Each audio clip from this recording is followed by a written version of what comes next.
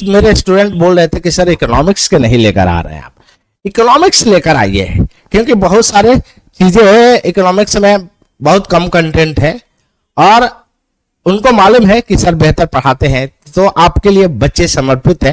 पूरी इकोनॉमिक्स की सीरीज लेकर आ रहा हूं और आपको कहीं नहीं जाना है, पढ़ते रहना है, लोगों को बताते रहना, लाइक एंड सब्सक्राइब करते रहिए।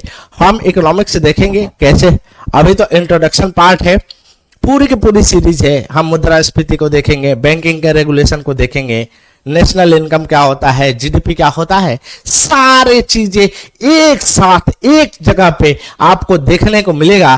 तो बने रहिए, लोगों को बताते रहिए कि पीयूष सर आए हैं और बहुत बवाल करते हैं, सारे सब्जेक्ट पढ़ा देते हैं दोस्तों। तो आज का जो कंसेप्ट है वो है इकोनॉमिक्स। स्टार्ट करते हैं पहला चैप्टर, इकोनॉमिक्स मतलब अर्थशास्त्र। अर्थशास्त्र क्या होता है इकोनॉमिक्स, ठीक है, यह है चैप्टर प्रथम। अब देखिए इकोनॉमिक्स जो है ये इंट्रोडक्शन क्लासेस है। इकोनॉमिक्स क्या होता है, तो इसको दो भागों में इसको देखा जाए तो इकोनॉमिक्स जो शब्द निकला है इकोनोमिया से निकला है, मिया से निकला है, और इसको डिवाइड कर दो तो इकोज प्लस नोमोज होता है। ग्रीक शब्द है, ये ग्रीक शब्द है। कहने का मतलब है जो इकोनॉमिक्स है वो इकोनोमिया शब्द से निकला हुआ है, ग्रीक शब्द है। ग्रीकों ने बहुत प्राचीन इतिहास में ये दिया था, बहुत पुराना है इकोनॉमिक्स अर्थशास्त्र। ये दो शब्द इकोज और नोमोस से बना है, और इकोज का मतलब होता है हाउस होल्ड, घर। हाउस होल्ड का मतलब होता है आपका घर जो है वो, और नोमोस का मतलब होता है इसका प्रशासन, एडमिनिस्ट्रेशन।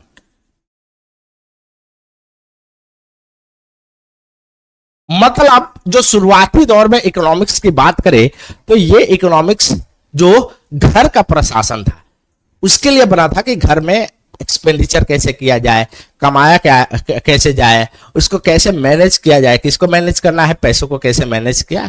तो यहां से निकल के आता है इकोनॉमिक्स, जो कि इसीलिए हाउस होल्ड एडमिनिस्ट्रेशन मतलब घर का प्रशासन, और कौन प्रशासन, तो आर्थिक प्रशासन कैसे किया जाए, ये इकोनॉमिक्स था, बेसिक इकोनॉमिक्स, ठीक है। अभी जो देखेंगे तो इकोनॉमिक्स का इस समय मॉडर्न में अर्थ क्या होता है, जो आधुनिक है, आधुनिक में क्या अर्थ होता है, तो इसका मतलब यह होता है दोस्तों किसी चीज का प्रोडक्शन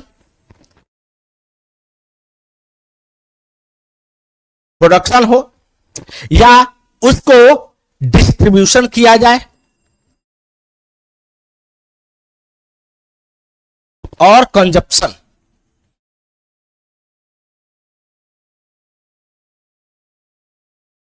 ये तीन चीजें इकोनॉमिक्स में आता है। मतलब कहने का मतलब है कि अर्थशास्त्र क्या होता है, तो इसके बारे में जो जानकारी है वो उसके जो इकोनॉमिक एक्टिविटी है उसको जानना, जैसे कि प्रोडक्शन कैसे है और उसका डिस्ट्रीब्यूशन। प्रोडक्शन का मतलब ये बनता है कोई सामान, फिर उसको डिस्ट्रीब्यूट किया जाता है, लोगों को सेल किया जाता है, और लोग उसको, उपभोक्ता उसका प्रयोग करता है। इस एक्टिविटी को क्या बोलते हैं, इकोनॉमिक्स बोला जाता है। और इसी का यदि स्टडी किया जाए वो बड़े लेवल पर, तो इकोनॉमी हो जाता है। यदि बात करें कि एक डिटेल पूरी की पूरी, तो वो इकोनॉमी हो जाता है। यह होता है इकोनॉमिक्स। लेकिन आज के दृष्टि में देखा जाए, यदि मॉडर्न युग में देखा जाए तो इकोनॉमिक्स के फादर ऑफ इकोनॉमिक्स जिसको बोला जाता है, फादर ऑफ इकोनॉमिक्स, वो बोला जाता है एडम स्मिथ को। एडम स्मिथ को यह फादर ऑफ इकोनॉमिक्स है। फादर ऑफ इकोनॉमिक्स इनको बोला जाता है। ये कहां के थे, तो स्कॉटलैंड के थे। स्कॉटलैंड को अमेरिका चले गए थे, यूनाइटेड किंगडम के खिलाफ भी लड़े थे। ये वो थे व्यक्ति तो बड़े खतरनाक थे, एडम स्मिथ। और इनके ही जो फादर, मॉडर्न युग का इकोनॉमिक्स के जिसको फादर बोला जाता है, वो एडम स्मिथ को बोला जाता है। अब एडम स्मिथ ने कुछ किताबें, वेल्थ ऑफ नेशन प्रकाशित हुआ था उनकी एक किताब वेल्थ ऑफ नेशन, और ये प्रकाशित हुआ था 1776 में। इनके बहुत सारे सिद्धांत है एडम स्मिथ का, जैसे हम देखेंगे कि इन्होंने इकोनॉमिक्स के बारे में इनविजिबल हैंड, और दूसरा सबसे महत्वपूर्ण था लेजेस फेयर का सिद्धांत। ये दो महत्वपूर्ण सिद्धांत थे इनके, एडम स्मिथ के।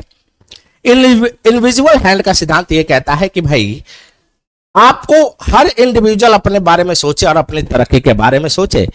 ये इनविजिबल हैंड जो है ना, हाथ काम करते हैं। इनविजिबल का मतलब जो हाथ दिखता नहीं है, वो दिखेगा नहीं। यदि समाज को बदलना है, उसकी आर्थिक स्थिति को बदलना है, तो इंडिविजुअल काम करे, और इंडिविजुअल ऐसा काम करे कि बड़े लेवल पे, बड़े प्रोस्पेक्टिव पे, जैसे देश की स्थिति पे सबका सब सुधार हो जाए। ये उनका पहला डॉक्ट्रिन था।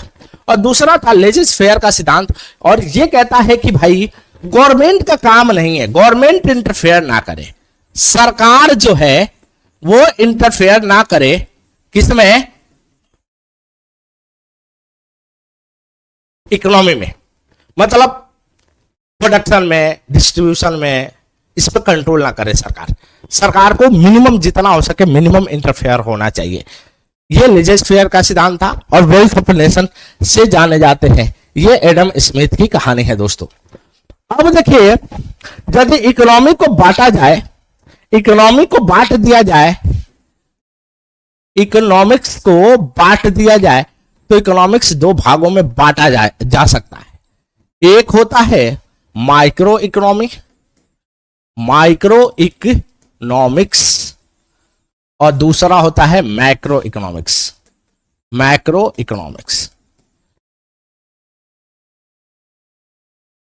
ये दो प्रकार के इकोनॉमिक्स होते हैं। तो क्या होता है माइक्रो इकोनॉमिक्स और क्या होता है मैक्रो इकोनॉमी? हिंदी में बोले तो इसको व्यष्टि बोला जाता है, व्यष्टि और समष्टि। अब क्या होता है माइक्रो इकोनॉमिक और मैक्रो इकोनॉमिक? यदि बात करें माइक्रो इकोनॉमिक और मैक्रो इकोनॉमिक के बारे में बात करें, तो सबसे महत्वपूर्ण है कि माइक्रो इकोनॉमिक क्या होता है। कोई आपसे पूछे तो ये मैक्रो इकोनॉमी जब छोटे स्तर पर, यदि छोटे स्तर की बात करें, मतलब वेरी स्मॉल लेवल पर, छोटे स्तर पर प्रोडक्शन, डिस्ट्रीब्यूशन और कंजप्शन को समझना। जैसे कि घर पे, हाउस होल्ड पे एक कंपनी के रूप में कंपनी ये काम करती है, छोटे छोटे संस्थाएं हैं, इंस्टीट्यूशन है। यदि इस लेवल पर इकोनॉमिक्स की बात करें तो वो होता है माइक्रो इकोनॉमी। ये माइक्रो इकोनॉमिक शब्द का प्रयोग पहले रैगनर फ्रिश ने करा था, और इनको 1969 में नोबेल प्राइज मिला था। रैगनर फ्रिश इस टर्म का प्रयोग, जो माइक्रो इकोनॉमी है, इस टर्म का प्रयोग जो किया था रैगनर फ्रिश ने किया था, जिसको 1969 में नोबेल प्राइज मिला था। और इस नोबेल प्राइज का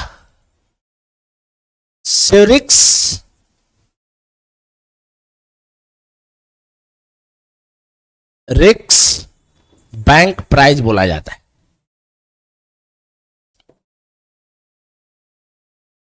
एक स्वीडन की बैंक है, सेंट्रल बैंक है, ये इसको प्राइज देता है। अब यदि नोबेल प्राइज की बात करें तो क्या होता है इकोनॉमिक्स में, तो एक रिक्स बैंक प्राइज इसको बोला जाता है। स्वीडन की बैंक है, जो सेंट्रल बैंक है, ये नोबेल प्राइज देता है। और ये बैंक जो है वो 300 साल से सबसे पुराना बैंक है। ये 300 साल के आसपास ये बैंक का हो गया और ये विश्व का सबसे पुराना बैंक है जो कि नोबेल प्राइज देता है। अब भाई साहब आपको पता है यदि कि आपको पता है कि कौन सा ऐसा सब्जेक्ट है जिसमें नोबेल प्राइज नहीं मिलता है? इस चीज से हटके आप देखेंगे तो मात्र एक ऐसा सब्जेक्ट है मैथ्स जिसमें नोबेल प्राइज नहीं मिलता है, और मैथ्स में नोबेल प्राइज ना मिलने का एक बड़ा मजेदार कहानी है। और मजेदार कहानी यह है कि कहा जाता है कि नोबेल की वाइफ दो बार मैथमेटिशियन लेकर भाग गए थे, और 2 बार मैथमेटिशियन, एक बार नहीं 2 बार उनकी वाइफ को, तो वो बड़ा फ्रस्ट्रेट होकर बोल दिए कि भाई सब में नोबेल प्राइज देना, किसमें मत देना, तो मैथमेटिक्स में नोबेल प्राइज मत देना। और शायद यह भी एक कारण है कि मैथ्स में नोबेल प्राइज नहीं मिलता है, बाकी सारे सब्जेक्ट में आपको नोबेल प्राइज देखने को मिलता है। तो बड़ा मजेदार है ऐसे जस्ट फन के लिए। तो ये है आपके माइक्रो इकोनॉमी। अब यदि मैक्रो इकोनॉमिक की बात करें तो ये मैक्रो इकोनॉमिक यदि स्टेट लेवल की बात करें, नेशनल लेवल की बात करें, ये बड़े लेवल पे बड़ा प्रोस्पेक्टिव है इसका। बहुत बड़े लेवल पे यदि अध्ययन करते हैं किसका, सेम प्रोडक्शन, डिस्ट्रीब्यूशन और कंजप्शन का, वो मैक्रो इकोनॉमी हो जाता है। जैसे कि स्टेट लेवल पे, नेशनल लेवल पे, कहने का मतलब है जैसे आप जीडीपी के बारे में बात करेंगे, इन्फ्लेशन की बात करेंगे, मुद्रास्फीति का बात करेंगे, नेशनल इनकम की बात करेंगे, नेशनल इनकम की बात करेंगे, इतने बड़े बड़े टर्म जो प्रयोग होगा बड़े लेवल पे कि जीडीपी क्या होता है, नेशनल इनकम क्या होता है, मुद्रास्फीति क्या होती है, बैंक का रेगुलेशन कैसे होता है, स्टॉक एक्सचेंज कैसे काम करता है, ये सारी चीजें कहां आता है, मैक्रो इकोनॉमिक बड़े लेवल पे। माइक्रो इकोनॉमिक छोटे लेवल पे, हाउस होल्ड जैसे कंपनी है। माइक्रो इकोनॉमिक का पहला टर्म किसने दिया था, रैगनर फ्रिश ने दिया था 1969 में, जिसको नोबेल प्राइज भी मिला था। और कौन देता है नोबेल प्राइज, तो रिक्स बैंक प्राइज इसको बोला जाता है, स्वीडन के सेंट्रल बैंक देती है, और ये विश्व के सबसे पुराना सेंट्रल बैंक है। तो ये है फर्क। और वही मैक्रो इकोनॉमिक की बात करें तो ये स्टेट लेवल पे, नेशनल लेवल पर इसको देखा जाता है। जीडीपी हो, इन्फ्लेशन हो, नेशनल इनकम हो, इसके बारे में यदि बात करें तो ये हो जाता है आपके वो मैक्रो इकोनॉमी। इसको 2 भागों में ऐसे बांटा गया है।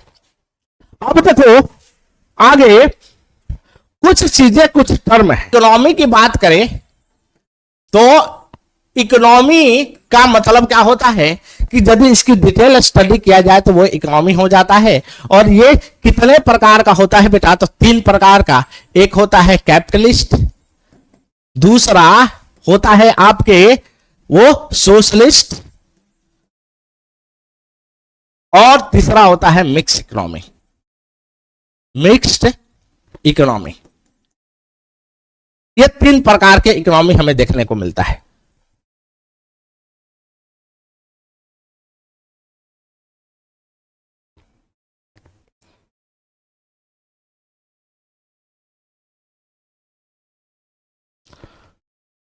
तो देखिए इकोनॉमी की बात करें तो इकोनॉमिक को डिफाइन कैसे करेंगे, तो इकोनॉमिक को डिफाइन करने का एक तरीका है कि भाई जो इकोनॉमिक एक्टिविटी के डिटेल लेवल पर स्टडी किया जाए तो उसको इकोनॉमी होता है। और विश्व में 3 प्रकार के इकोनॉमी चलता है। कौन कौन सा, तो एक कैपिटलिस्ट, सोशलिस्ट और मिक्स इकोनॉमी। कैपिटलिस्ट इकोनॉमी को फ्री मार्केट के इकोनॉमी भी बोला जाता है। फ्री मार्केट इकोनॉमी होता है। इसका मतलब फिर फ्री मार्केट इकोनॉमी का मतलब होती है कि भैया जो प्रोडक्शन, 3 चीजें, प्रोडक्शन, डिस्ट्रीब्यूशन और कंजप्शन वाला जो मामला है, इसको कौन कंट्रोल करेगा, तो एक इंडिविजुअल आइडेंटिटी, एक व्यक्ति करेगा जिसका नाम है कैपिटलिस्ट। जैसे मान लो कि प्रोडक्शन, दूसरा डिस्ट्रीब्यूशन, तीसरा कंजप्शन, तीनों पे कंट्रोल किसी एक पर्टिकुलर व्यक्ति का हो, जिसके पास बहुत सारे पैसा है, कैपिटलिज्म उसी को बोला जाता है, जो कैपिटलिस्ट है वो यदि कंट्रोल करके रखता है तो उसको कैपिटलिस्ट इकोनॉमी बोला जाता है। और ये फ्री मार्केट इकोनॉमी होता है। क्यों फ्री मार्केट? क्योंकि ये डिमांड एंड सप्लाई पे होता है, डिमांड एंड सप्लाई पर आधारित है, मांग और पूर्ति पर। कोई भी वस्तु यदि मांग और पूर्ति पर डिपेंड करता है कि किसी भी चीज का मांग क्या होगा, उसका सप्लाई क्या होगा, कैपिटलिस्ट इसको कंट्रोल करेगा, तो ये कैपिटलिस्ट इकोनॉमी, जैसे अमेरिका जैसे देश है कैपिटलिस्ट इकोनॉमी अमेरिका।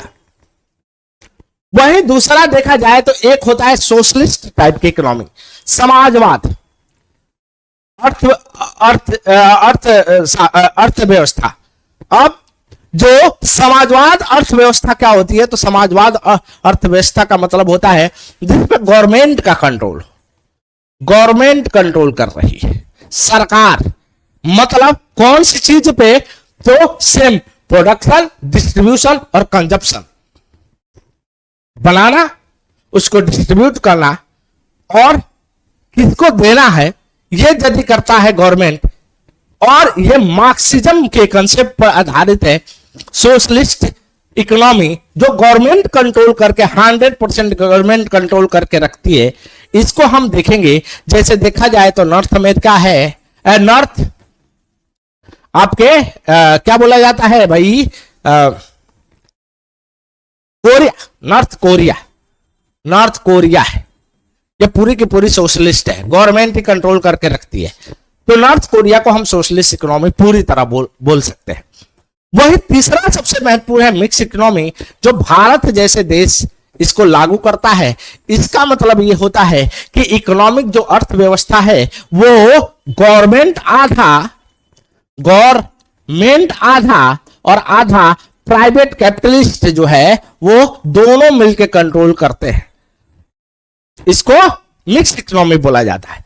मतलब फ्री मार्केट पे भी है, और यदि गवर्नमेंट को लगेगा कि भैया मुद्रास्फीति बहुत ज्यादा बढ़ गई है, डॉलर के कंपैरिजन में रुपए जो है वो गिरते जा रहे हैं, तो इस चीजों को कंट्रोल करने के लिए गवर्नमेंट की जो संस्थाएं हैं जब वर्क करने लगेगी, इंटरफेयर करने लगेगी मैनुअली, उसको मिक्स्ड इकोनॉमी बोला जाता है, जब गवर्नमेंट और कैपिटलिस्ट दोनों मिलकर काम करते हैं।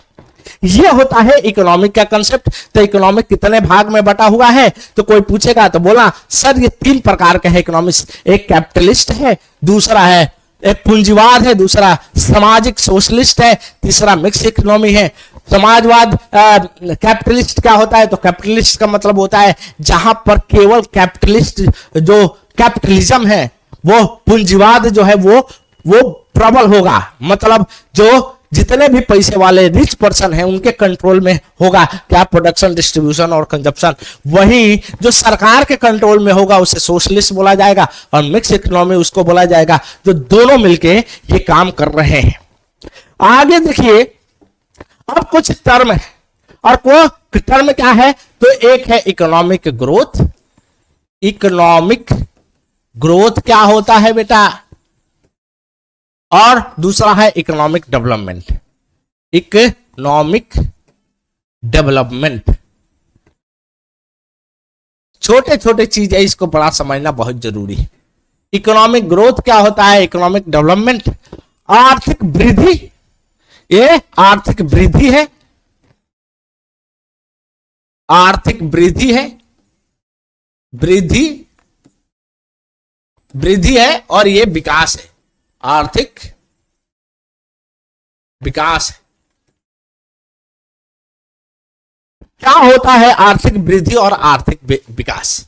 यदि दोनों के बीच में बात करें तो एक लाइन खींच देते हैं और इसको समझते हैं कि क्या होता है आर्थिक वृद्धि और विकास। तो यहां पे ईजी लिख देंगे। ईजी का मतलब होता है आर्थिक ग्रोथ, आर्थिक वृद्धि, और ये हो जाएगा ईडी। ईडी का मतलब होगा आर्थिक विकास। ये वाला दोनों में फर्क क्या है? तो इसको ध्यान से देखिए। ये होता है क्वांटिटेटिव, और ये होता है क्वालिटेटिव। कहने का मतलब है कि यदि हम केवल जीडीपी की बात करें, जैसे हमारे देश में जीडीपी क्या हो रहा है, जीडीपी का मतलब क्या होता है, कोई पूछे तो हम किसी भी देश के अंदर कितना प्रोडक्शन हो रहा है उसकी वैल्यू को जीडीपी बोला जाता है। किसी पर्टिकुलर देश की बाउंड्री में कितना प्रोडक्शन हो रहा है उसकी वैल्यू क्या है, उसको जीडीपी बोलेंगे। तो किसी भी देश का यदि जीडीपी कितना है, ये होता है आपके इकोनॉमिक ग्रोथ बोला जाएगा। हम देखते हैं ना इकोनॉमिक ग्रोथ क्या हो रहा है, भारत को देखा जाता है, अब तो जाइंट हो चुका है भारत, और अभी 4th लार्जेस्ट इकोनॉमी बना था, 4th लार्जेस्ट देश तरक्की पे है। अब कितने लोग कहते हैं कि पर कैपिटा इनकम हमारे कम है, जापान से हम आगे तो हो गए हैं। अरे बुर्बक, बात है कि जनसंख्या है, पॉपुलेशन है, हम इकोनॉमिक ग्रोथ धीरे धीरे तरक्की होगा, इतनी जनसंख्या को संभालना बड़े बड़े देशों की बात नहीं है, और मिक्स इकोनॉमी है हमारी, रिसोर्सेस जितना होगा उतना ही डेवलपमेंट होगा। समय लेता है, आर्थिक न्याय समय लेता है, और आर्थिक न्याय समय लेगा। हमने बहुत सारे लोगों को पॉवर्टी लाइन से बाहर निकाला है, तो विकास है, होगा, हो रहा है धीरे धीरे। हम भी विकासशील देशों में गिने जाएंगे जब हमारी पर कैपिटा इनकम बहुत ही ज्यादा हो जाएगा। ऐसे देश तरक्की में है। निगेटिव लोगों को तो बोलना काम है, वो तो बोलते रहते हैं, कहीं ना कहीं गलतियां निकाल देंगे, तो उन गलतियों को देखना नहीं है। जो पॉजिटिव चीजें हैं, जो सकारात्मक चीजें हैं, उस पर ध्यान देनी है। और सकारात्मक ये चीजें हैं कि जापान को पीछे करके हम 4th लार्जेस्ट इकोनॉमिक पावर बन गए हैं। ये फैक्ट है और ये रियलिटी है। पर कैपिटा इनकम में हम कम है, इसको भी तरक्की किया जाएगा। ऐसा नहीं है कि ये विकास की पद्धति अभी रुक जाती है। अब देखिए क्वालिटेटिव का मतलब क्या होती है कि भाई किसी भी व्यक्ति का यदि देश के पर कैपिटा इनकम या जीडीपी में बढ़ोतरी हो रही है, क्या किसी व्यक्ति का हेल्थ सुधर रहा है, हेल्थ, क्या उसके एजुकेशन सुधर रहे हैं, क्या उसके फूड मिल रहे हैं, क्या उसके मकान मिल रहे हैं, शेल्टर, रोटी कपड़ा मकान जिसको बोला जाता है, रोटी मिल रहा है क्या, कपड़ा मिल रहा है क्या, उसका एजुकेशन बदल रहा है क्या, उसके साथ ही उसका हेल्थ अच्छा हो रहा है क्या, उस चीजों को इकोनॉमिक डेवलपमेंट बोलेंगे। क्वालिटेटिव, केवल वो जीडीपी पे विश्वास नहीं करता है। इकोनॉमिक डेवलपमेंट ये कहता है कि भैया ये चीजें तो हमको दिखा रहे हो, बहुत अच्छी बात है, जीडीपी आपका अच्छा है, लेकिन उसके साथ ये भी दिखाओ कि लोगों का लाइफ स्टाइल बदल रहा है कि नहीं, उसका हेल्थ बदल रहा है, उसका एजुकेशन बदल रहा है कि नहीं, उसके पास रोटी कपड़ा मकान है कि नहीं। यदि बेहतर नहीं है, लाइफ स्टाइल बेहतर नहीं है, तो यदि इकोनॉमिक ग्रोथ हो भी रहा है तो उसको इकोनॉमिक डेवलपमेंट नहीं बोला जाएगा। अब इकोनॉमिक हमारा ग्रोथ बहुत बेहतर है, क्या डेवलपमेंट बेहतर है, इसको देखना है, तो वो भी तरक्की धीरे धीरे होती है। ये लॉन्ग टर्म है। यदि इकोनॉमिक ग्रोथ होगा तो चांसेस होता है कि इकोनॉमिक डेवलपमेंट भी हो जाए। तो ये दोनों में फर्क है। ये केवल जीडीपी की बात करता है कि हमारे देश तरक्की पे है, हम बहुत आगे बढ़ रहे हैं, लेकिन ये बात करता है कि लोगों का लाइफ स्टाइल, उसका जीवन शैली बदल रहा है कि नहीं बदल रहा है। ये होता है इकोनॉमिक डेवलपमेंट, आर्थिक विकास। आगे देखिए कुछ चीजें और है, जैसे inclusive development. Inclusive development, development का मतलब समावेशी विकास। ये क्या होता है, कितने प्रकार का है। एक इंक्लूसिव डेवलपमेंट, अब क्या होता है समावेशी विकास क्या होता है, तो ये कहता है कि भैया समावेशी विकास उसको बोला जाएगा यदि कोई व्यक्ति का डेवलपमेंट ऑफ ऑल, पहला, और दूसरा डेवलपमेंट